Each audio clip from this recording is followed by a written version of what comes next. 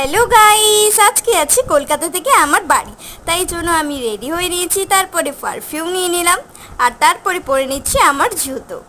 জুতো পরে তারপরে আমি হাঁটছি, আর দেখো কতই না বাড়ি আছে এখানে। তারপরে আমি চলে এলাম বাজারে, আর বাজার থেকে রিক্সা ধরে আমি এখন যাচ্ছি স্টেশনে। দেখো স্টেশনে পৌঁছে গেছি, কতই না লোক দাঁড়িয়ে আছে এখানে ট্রেন ধরবে বলে। এই ট্রেনটা কতটা ভিড় ছিল দেখো, গরমে তার উপর এতটা ভিড়, আমার তো মানে দেখেই এত মানে লাগছে। তো দেখো তারপরে আমি আমার ট্রেনটা পেয়ে গেলাম, পেয়ে যাওয়ার পরে আমি একটু মুড়ি খেয়ে নিলাম। মুড়ি খাওয়ার পরে হচ্ছে আমি একটু চিপস কিনলাম, চিপসটা খেলাম। তারপরে হচ্ছে আমি এখন খেয়ে নিচ্ছি ঘুগনি, যেটা আমি সবসময় ট্রেনে উঠে খাই।